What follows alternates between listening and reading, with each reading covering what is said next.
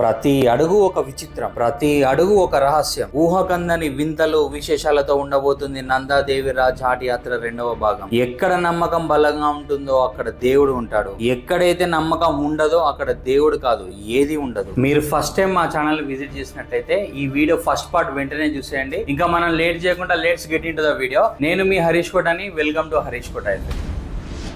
నందాదేవి జాటి యాత్రలో ప్రతి భక్తుడు పాదరక్షలు లేకుండా నిర్వాణ పాదాలతో దట్టమైన అడవులు దాటి, కొండలు దాటి, కోనలు దాటి, హిమనీ నదాలు దాటి, కొండ చర్యలు దాటి, మంచు ప్రమాదాలను దాటి, త్రిశూలం చేత బట్టి, జెండాలు లేబట్టి నందాదేవికి జై కొట్టి ఈ మహాపాదయాత్రను ముందుకు తీసుకెళ్తారు. మానవ భూమి నుండి దేవతా భూమికి వెళ్లే యాత్రలో ఫస్ట్ ఎదురయ్యేది ఒక దట్టమైన అరణ్యం, ద గేట్ వే ఆఫ్ దైవ భూమి. అది కాకులు దూరని కారడివి, చీమలు దూరని చిట్టడివి, వెలుతురు దూరని దట్టమైన అడవి. ఈ అడవి ప్రతి ఆకులో శ్వాస, ప్రతి శ్వాసలో విశ్వాసం, ప్రతి కొమ్మకో నీడ, ప్రతి నీడలో ఒక మర్మం, ప్రతి అడుగులో భక్తి, ఆ భక్తిలో ప్రతిధ్వని. అడవి మొత్తం పైన వృక్షాలు, దేవదారు వృక్షాలు, లాలాగురి చెట్లు అంటే రోడ్ అండ్ డెండ్రాన్ ట్రీస్ తో నిండిపోయి ఉంటది. ఒక్కొక్క ట్రీ 20 నుండి 40 ఫీట్ల ఎత్తు ఉంటది. దట్టమైన అడవి కారణంగా ఎత్తు ఎక్కువ ఉండడం వల్ల సన్ లైట్ చాలా కష్టంగా లోపలికి వస్తుంది. లో సన్ లైట్ వల్ల మొత్తం చీకటిగా ముసురు కమ్మినట్టు ఒక సస్పీషియస్ ఎన్విరాన్మెంట్ ఉంటుంది. అడవిలో మనం ఉన్నంతసేపు మనం కాగా మనతో పాటు ఇంకా ఎవరో ఉన్నారన్న ఫీలింగ్ ఉంటుంది. ఈ సన్లైట్ ఎఫెక్ట్ కూడా చాలా ఉంటుంది, ఎందుకంటే మన షాడో సగం సగమే పడుతూ ఉంటుంది అక్కడ. అడవి మొత్తం క్లోజ్ గా ఉండడం వల్ల సౌండ్ అనేది ఏకో అవుతుంది, చాలా నిశ్శబ్దంగా ఉంటది. ఎంత నిశ్శబ్దంగా ఉంటది అంటే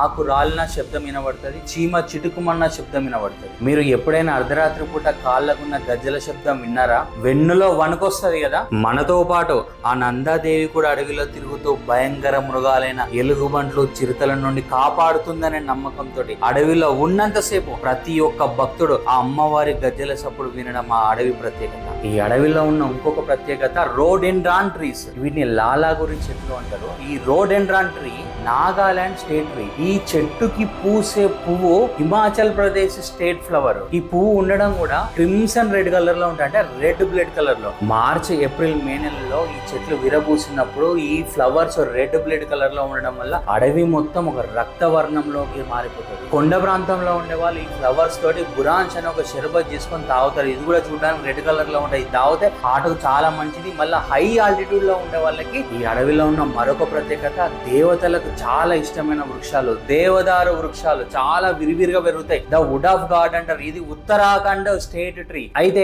ఇక్కడికి వచ్చిన చాలా మంది భక్తులు దేవదారు వృక్షాల బెరడును కలెక్ట్ చేసుకుంటారు. వీటితో పాటు అక్కడ చాలా రకాల వనమూలికలు దొరుకుతాయి. ఈ వనమూలికలు కూడా కలెక్ట్ చేసుకుంటారు. భక్తులు ఊపిరి బిగబట్టుకొని ఇష్టమైన అరణ్యంలో అడుగులో అడుగు వేస్తూ ఒకవైపు ఆకుల గుసగుస, మరోవైపు గజ్జల సవ్వడి, మరోవైపు వెంటాడే నీడలు, సూర్యకాంతి చేరని చీకటి ఆవహించిన దట్టమైన మార్గం ద్వారా ఆగకుండా యాత్ర కొనసాగుతుంది. అకస్మాత్తుగా విప్పారిన వెలుతురు వారి కళ్ళలో పడి అనిపిస్తుంది గుమ్మం దాటాక లోకమే మారిపోయిందని. ఈ యాత్ర గిరి శిఖరాల మధ్యలో విస్తరించి ఉన్న ఆసియాలోని అతిపెద్ద గడ్డి మైదానం బెడ్నీ బుగియాల్ కి చేరుకుంటుంది. బెడ్నీ బుగియాల్ ఇది సాధారణమైన మైదానం కాదు, ఇది ప్రకృతి యొక్క అద్భుతమైన రహస్యం. సముద్ర మట్టానికి 3300 మీటర్ల ఎత్తులో ఉండే గడ్డి మైదానం ఏకంగా 1 కాదు 2 కాదు 20 స్క్వేర్ కిలోమీటర్ల మేర విస్తరించి ఉంటది. ఒక ఫ్లాట్ గా 20 స్క్వేర్ కిలోమీటర్ల మేర ఒక మీడో ఏర్పడడం అంటే మిరాకిల్ కదా. నార్మల్ గా మీడో అంటే ఈ గడ్డి మైదానాలు రివర్ బ్యాంక్స్ దగ్గర ఉంటాయి, లేకపోతే సముద్ర తీర ప్రాంతాలలో కోస్టల్ ఏరియాలలో ఉంటాయి, లేకపోతే పర్వతాల దగ్గర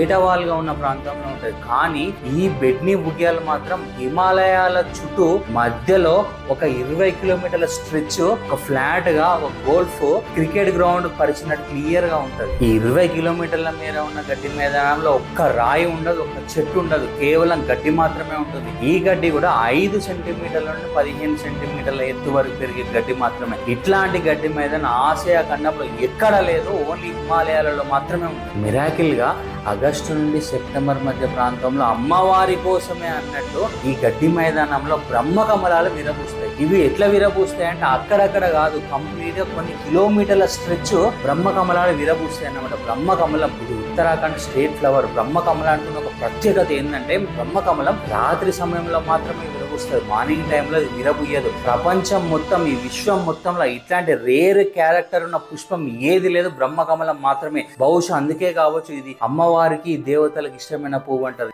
యాత్రకు వచ్చిన భక్తులు ఏమంటారంటే అమ్మవారు ఆవహించిన ఈ చౌసింగ్యా రామ్ తినడానికి కోసమే ఇంత పెద్ద గడ్డి మైదానం ఏర్పడింది అంటారు. ఇది కోఇన్సిడెంటా, లేకపోతే సైన్సా, లేకపోతే ఇది మిరాకిలా? మీరేమనుకుంటున్నారో కామెంట్ చేయండి. ఇంత పెద్ద గడ్డి మైదానం మధ్యలో ఒక రహస్యం దాచుకున్నట్లు, ఒక పవిత్ర బిందువులాగా మెరుస్తూ, చిత్రకారుడు వేసిన చిత్రంలా మైమర్పిస్తూ, ఒక దివ్య తేజస్సును ప్రసరింపజేస్తూ ఒక సరస్సు ఉంది. ఆ సరస్సులో ఉన్నది సాధారణ నీరు కాదు, అమ్మవారి ప్రతిరూపం, అమ్మవారి ఆశీర్వాదం. ఆ సరస్సు అమ్మవారి ప్రతిబింబం కనిపించే పవిత్ర తీర్థం. బెడ్నీ కుండ్, ద సాక్రెడ్ లేక్ అంటారు. బెడ్నీ కుండ్ ఆనుకొని అక్కడ ఒక దేవాలయం ఉంటది, అది నందాదేవి మహాశివుని ఆలయం. యాత్రకు వచ్చిన ప్రతి ఒక్కరూ అమ్మవారిని మహాశివుని దర్శించుకుంటారు. ఈ దేవాలయానికి ఒక ప్రత్యేకత ఉన్నది. భారతదేశంలో ఏ దేవాలయానికి భక్తులు వెళ్ళినా గర్భగుడిలోకి వెళ్ళి దర్శనం చేసుకున్న తర్వాత అక్కడ ఆశీర్వాదం తీసుకుంటారు. కానీ ఈ దేవాలయంలో అమ్మవారిని మహాశివుని దర్శనం చేసుకున్న తర్వాత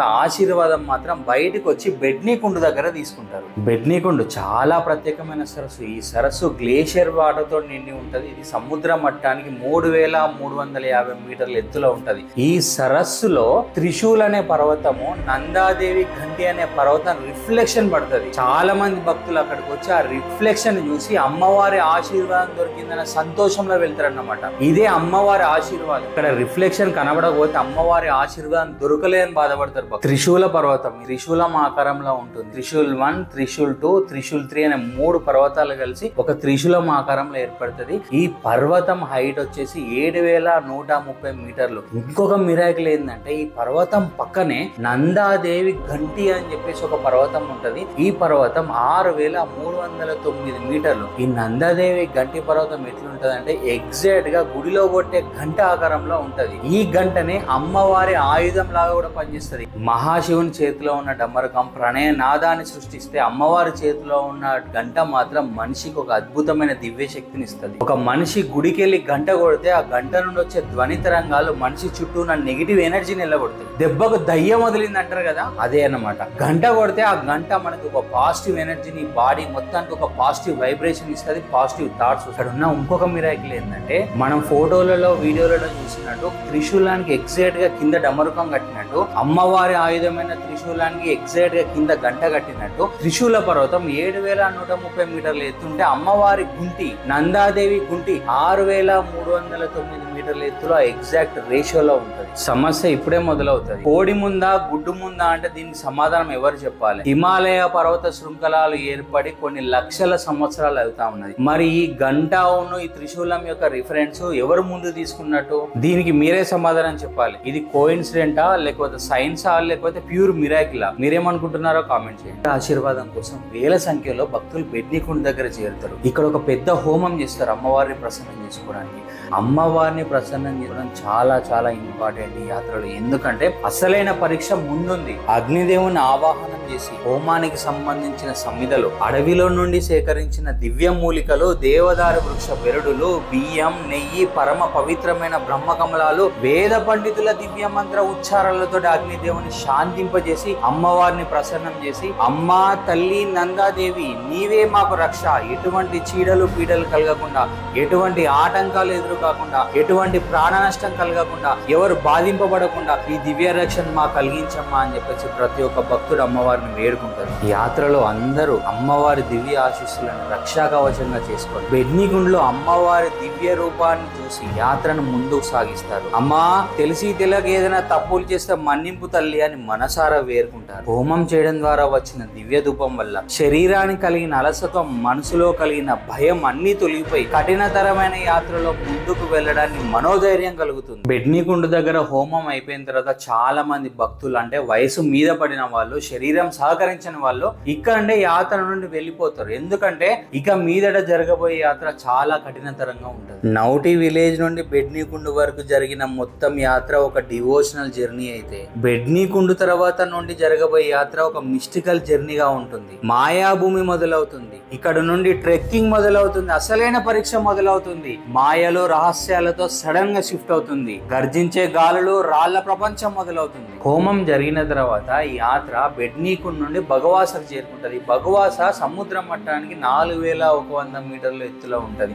ఇక్కడ అకస్మాత్తుగా వర్షం పడడం, అకస్మాత్తుగా మంచు కురవడం చాలా సర్వసాధారణం. భగవా అంటే పులి, వాస అంటే నివాసం, పులులు ఉండే నివాసం ఈ భగవాస. అయినా కానీ ఇక్కడ యాత్రలో చాలా పెద్ద మేజర్ హాల్ట్ ఇక్కడే జరుగుతుంది. మెల్లగా బెడ్నీకుడ్ నుండి భగవాసకు వచ్చే క్రమంలో గడ్డి కనబడడం అనేది తగ్గిపోతుంది. భగవాస దగ్గరకు వచ్చే వరకు ఓన్లీ రాళ్ళు, అక్కడక్కడ గడ్డి మాత్రమే కనబడుతుంది. ఇది భగవాస ప్రత్యేకత. ఇక్కడ బస చేసే ప్రతి భక్తుడి నోట్లో వచ్చే మాట అమ్మవారి రక్ష ఉన్నాక ఏ పులి ఏమీ చేయలేదు. యాత్ర 4100 మీటర్ల ఎత్తు నుండి 4300 మీటర్ల ఎత్తులో ఉన్న మాయా ప్రపంచమైన పత్తర్ నచోని స్టోన్ డాన్సర్ వద్దకు చేరుకుంది.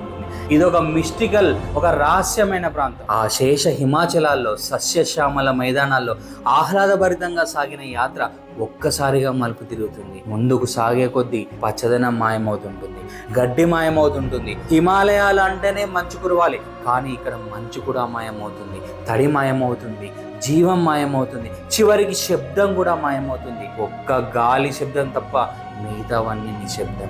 వెన్నులో వణుకు పుట్టించే నిశ్శబ్దం, ప్రాణం విడిచే క్షణంలో వినిపించే శబ్దం. హిమాలయాల శిఖరాల మధ్యలో 4300 మీటర్ల ఎత్తులో ఒక ఎడారి లాంటి మర్మమైన ప్రదేశం, అదే పత్తర్ నచోని రాళ్ళు నర్తించే స్థలం, స్టోన్ డాన్సింగ్ ప్లేస్. ఏంటి, రాళ్ళు నర్తిస్తాయా? డాన్సింగ్ స్టోన్సా? అంటే రాళ్ళు డాన్స్ చేస్తాయా? అవును, ఇక్కడ ఉన్న ప్రతి రాయి ఒక చిక్కుబుక్కు రాయిలే. అన్ని డాన్స్ పోజులనే ఉంటాయి. ఒక టిల్ట్ పొజిషన్ లో చాలా బ్యాలెన్స్డ్ గా కదలకుండా డాన్స్ చేసినట్టే ఉంటాయి. ఏంటి, శబ్దం మాయమవుతుందా? అవును, ఇక్కడ రాళ్ళు సౌండ్ ని అబ్జర్వ్ చేసుకుంటాయి. సాధారణంగా ఏం వినబడలేదు కదా మీకు, సేమ్ అక్కడ కూడా అంతే. మీరు మాట్లాడితే మీ పక్క వాళ్ళకి వినపడదు, ఎందుకంటే సౌండ్ అబ్జర్వ్ చేసుకుంటారు. ఇది ప్రపంచంలోనే అత్యంత నిశ్శబ్దమైన వెలివేయబడిన ప్రాంతం. మరి అక్కడ జీవం ఉందా?